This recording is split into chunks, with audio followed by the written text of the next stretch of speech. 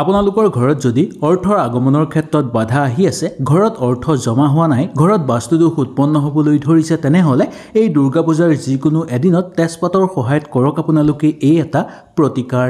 আপোনালোকৰ সকলো সমস্যা সমাপ্ত হৈ পৰিব। আপোনালোকৰ জীৱনত চলি থকা সকলো অশান্তি দূৰ হৈ পৰিব। ঘৰত থকা সকলো বাস্তুদোষ দূৰ হৈ পৰিব। এই দুৰ্গা পূজাৰ যিকোনো এদিনত তেজপাতৰ সহায়ত আপোনালোকে ঘৰতে কৰিব পাৰিব এই এটা কাম। ঘৰত বাস্তুদোষ বহু কাৰণত হ'ব পাৰে, সেই কাৰণবোৰ আমি জনাটো দৰকাৰ। জানিলেহে ইয়াৰ উচিত আমি প্ৰতিকাৰ কৰিব পাৰিম। বাস্তুশাস্ত্ৰত ইয়াৰ সম্পূৰ্ণ প্ৰতিকাৰৰ কথা কোৱা হৈছে। যদি এই প্ৰতিকাৰ আমি সঠিকভাৱে মানি চলোঁ, তেনেহ'লে দেখিবলৈ পাব যে আমাৰ জীৱনৰ পৰা সকলো সমস্যা সমাপ্ত হৈ পৰিব।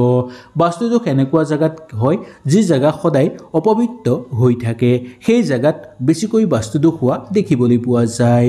বাস্তুশাস্ত্ৰৰ অনুসৰি কোৱা হৈছে যে বাস্তুদোষ যি মানুহৰ ঘৰত থাকে, সেই ঘৰত সদায় কণ্ডল, অৰ্থহানি আৰু অকাল মৃত্যু হোৱাৰ সম্ভাৱনা বৃদ্ধি পাবলৈ ধৰি থাকে। সেইকাৰণে এই দুৰ্গা পূজাৰ যিকোনো এদিনত তেজপাতৰ সহায়ত যদি আপোনালোকে এই কাম কৰে, তেনেহ'লে সকলো সমস্যা আপোনালোকৰ সমাপ্ত হৈ পৰিব। ভিডিঅ'টো মনোযোগ সহকাৰে শেষলৈকে চাব, তেতিয়াহে আপোনালোকে সুন্দৰভাৱে বুজি পাব। আৰু যদি ভিডিঅ'টো ভাল লাগে, লাইক এটা কৰি আমাৰ মনোবল বঢ়াব আৰু আপোনালোকৰ বন্ধুবৰ্গৰ লগত শ্বেয়াৰ কৰি তেওঁলোককো উপকৃত কৰিব। এই প্ৰতিকাৰৰ কাৰণে প্ৰয়োজন হ'ব মাত্ৰ 4টা বস্তু। এই 4টা বস্তু দি এই কাম কৰিলে আপোনালোকৰ ঘৰত থকা সকলো দুখ কষ্ট দূৰ হৈ পৰিব। আপোনালোকক লাগিব এটা মাটিৰ চাকি আৰু সৰিয়হ তেল অকণমান, 11টা লং আৰু এটা তেজপাত। এই গোটেইকেইটা লৈ যদি এই প্ৰতিকাৰ আপোনালোকে কৰে, দেখিবলৈ পাব যে আপোনালোকৰ ঘৰৰ পৰা সকলো বেয়া শক্তি দূৰ হৈ পৰিব। ঘৰত শুভ শক্তিৰ আগমন হ'বলৈ ধৰিব। বিশেষকৈ মা দুৰ্গা আহি আপোনালোকৰ ঘৰত প্ৰৱেশ কৰিব। আহক তেনেহ'লে পোনপ্ৰথমতেই জানি লওঁ এই প্ৰতিকাৰটোৰ কথা।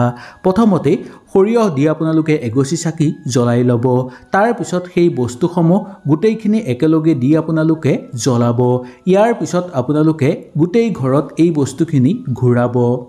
ইয়াৰ ফলত ঘৰত থকা সকলো বেয়া শক্তি দূৰ হৈ পৰিব।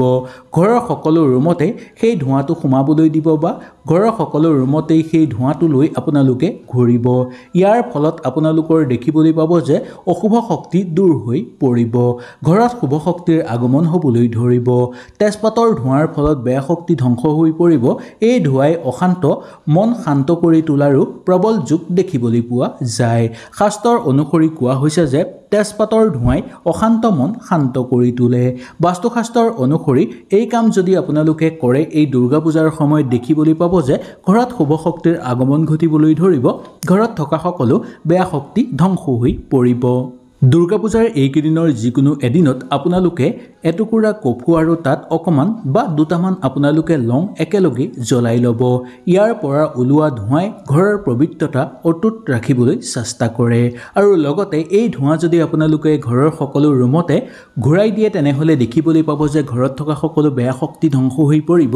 ঘৰলৈ ভাল শক্তিৰ আগমন ঘটিবলৈ ধৰিব, যাৰ ফলত আপোনালোকৰ ঘৰত থকা সকলো বেয়া শক্তি ধ্বংস হৈ পৰিব। আপোনালোকৰ শৰীৰ যদি কিবা বেয়া বেমাৰ হৈ আছে বা আপোনালোকৰ শৰীৰ যদি দুৰ্বল হৈ আছে, ৰোগ প্ৰতিৰোধ ক্ষমতাৰ ক্ষেত্ৰতো ই শক্তিশালী ৰূপ হিচাপে কামনা কৰা দেখিবলৈ পোৱা যায়। সেই গতিকে এই দুৰ্গা পূজাৰ যিকোনো এদিনত আপোনালোকে কফুৰ লগত লং একেলগে জ্বলাই ল'ব আৰু গোটেই ঘৰ আপোনালোকে ফুৰাব। ইয়াৰ ফলত আপোনালোকৰ ঘৰত পবিত্ৰতা বৃদ্ধি পাবলৈ ধৰিব। ঘৰত থকা সকলো বেয়া শক্তি ধ্বংস হ'ব আৰু ঘৰত শুভ শক্তিৰ আগমন ঘটিবলৈ ধৰিব। দুৰ্গা পূজাৰ যিকোনো দিনত আপোনালোকে 5টা তেজপাত জ্বলাই ল'ব। তাৰপিছত আপোনালোকে তাত 5টা শুকান জলকীয়া দি ল'ব। তাৰপিছত এই ধোঁৱা গোটেই ঘৰত আপোনালোকে জ্বলাবলৈ চেষ্টা কৰিব। এই ধোঁৱাৰ ফলত আপোনালোকৰ জীৱনৰ পৰা সকলো সমস্যা দূৰ হৈ পৰিব। দাম্পত্য জীৱনত চলি থকা সকলো কণ্ডল সমাপ্ত হৈ পৰিব। ঘৰত থকা সকলো বেয়া শক্তি ধ্বংস হৈ পৰিব। ঘৰলৈ শুভ শক্তিৰ আগমন ঘটিবলৈ ধৰিব। জীৱনত যদি বহুদিনৰ পৰা কণ্ডল চলি আছিল, সেই সকলোবোৰ আপোনালোকৰ নোহোৱা হৈ পৰিব। শত্ৰু ধ্বংস হৈ পৰিব বা শত্ৰুক আপোনালোকে দমন কৰিব পাৰিব। এনে ক্ষেত্ৰত আপোনালোকে খুব সাৱধানতা অৱলম্বন কৰি চলিবলৈ চেষ্টা কৰাটো উচিত। আৰু দুৰ্গা পূজাৰ এই কেইদিনৰ যিকোনো এদিনত যদি আপোনালোকে এই কাম কৰে, তেনেহ'লে আপোনালোকৰ ঘৰত পবিত্ৰতা বৃদ্ধি পাবলৈ ধৰিব। বহু সময় দেখিবলৈ পোৱা যায় যে ৰাতি বেয়া সপোন দেখি আমি চক খাই সাৰ পাই যাওঁ বা ৰাতি বহু বেয়া বেয়া সপোন দেখা পাওঁ। নভবা নিচিন্তা কিছুমান বস্তু আমি সপোনত দেখা পাওঁ বা বেয়া শক্তিকো আমি সপোনত কেতিয়াবা দেখা পাওঁ। বাস্তুশাস্ত্ৰৰ অনুসৰি ৰাতিৰ শোৱাৰ সময়ত গাৰুৰ তলত যদি আপোনালোকে তেজপাত ৰাখে তেনেহ'লে আপোনালোকৰ স্বপ্নদোষ দূৰ হৈ পৰিব। আপোনালোকে ৰাতি কেতিয়াও বেয়া সপোন নেদেখিব। বেয়া সপোন দেখিলেও ইয়াৰ পৰা আপোনালোকৰ একো বেয়া ফল নাহিব। ইয়াৰ বাহিৰেও বহু সমস্যাৰ পৰা আপোনালোকে পৰিত্ৰাণ লাভ কৰিব পাৰিব। আপোনালোকৰ ওপৰত যদি স্বপ্ন দোষ, ছায়া দোষ, বেদ দোষ এনেধৰণৰ দোষ যদি আছে তেনে ক্ষেত্ৰতো এই গাৰুৰ তলত যদি আপোনালোকে তেজপাত ৰাখে তেনেহ'লে আপোনালোকৰ সকলো সমস্যা সমাপ্ত হৈ পৰিব। দুৰ্গা পূজাৰ সময়ত যেতিয়া আপোনালোকে তেজপাত জ্বলাব তেতিয়া আপোনালোকৰ ঘৰৰ দুৱাৰ খিৰিকী চব বন্ধ কৰি দিব লাগে। তাৰ পিছত কোনো এটা পাত্ৰত আপোনালোকে কেইটামান তেজপাত একেলগে লৈ ল'ব। লগে লগে দেখিবলৈ পাব যে আপোনালোকে সেই তেজপাতকেইটা সুন্দৰভাৱে জ্বলাই ল'ব পাৰিব। তাৰ পিছত আপোনালোকে আমোলমোল পৰিৱেশ ঘৰৰ ভিতৰত দেখিবলৈ পাব। এই সুগন্ধিতে আপোনালোকৰ ঘৰত থকা সকলো বেয়া শক্তি দূৰ হৈ পৰিব আৰু ঘৰলৈ ভাল শক্তিৰ আগমন ঘটিবলৈ ধৰিব। ইয়াৰ ফলত আপোনালোকৰ ওপৰৰ পৰা মানসিক চাপ দূৰ হৈ পৰিব, উত্তেজনা কমিবলৈ ধৰিব। এই কাম যদি আপোনালোকে কৰিব পাৰে তেনেহ'লে আপোনালোকৰ মংগল হৈ পৰিব। মা দুৰ্গাৰ সাক্ষাৎ আহি আপোনালোকৰ ঘৰত বাস কৰিবলৈ ধৰিব, যাৰ ফলত আপোনালোকৰ সকলো মনৰ আশা পূৰ্ণ হৈ পৰিব। সেই গতিকে এই দুৰ্গা পূজাৰ সময়ত যদি আপোনালোকে ঘৰত তেজপাত জ্বলাব সেই সময়ত দৰ্জা খিৰিকী আপোনালোকে নিশ্চয় বন্ধ কৰি ল'ব। তাৰপিছত আপোনালোকে কোনো এটা পাত্ৰ লৈ তাত তেজপাত কেইটামান দি আপোনালোকে তেজপাতকেইটা সুন্দৰভাৱে জ্বলাই দিব। এনেকৈ কৰিলে আপোনালোকৰ ঘৰত থকা বেয়া শক্তি লগে লগে ধ্বংস হৈ পৰিব আৰু ঘৰত শুভ শক্তি উৎপন্ন হ'বলৈ ধৰিব। ইয়াৰ ফলত আপোনালোকৰ ঘৰত প্ৰচুৰ পৰিমাণে অৰ্থৰ আগমন হ'বলৈ ধৰিব।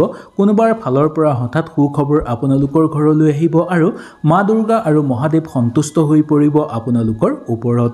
সেই গতিকে এই কাম আপোনালোকে এই দুৰ্গা পূজাৰ সময়ত নিশ্চয় কৰক। হয়তো এই ভিডিঅ'টোৰ যোগেদি আপোনালোকে সুন্দৰভাৱে বুজি পালে। যদি কিবা অসুবিধা পালে নিশ্চয় মোক তলত কমেণ্ট কৰি জনাব। তেনেহ'লে আজিলৈ আপোনালোকৰ ওচৰৰ পৰা বিদায় লৈছোঁ। কালিলৈ পুনৰ আপোনালোকক লগ পোৱাৰ প্ৰতিশ্ৰুতিৰে আজিলৈ নমস্কাৰ।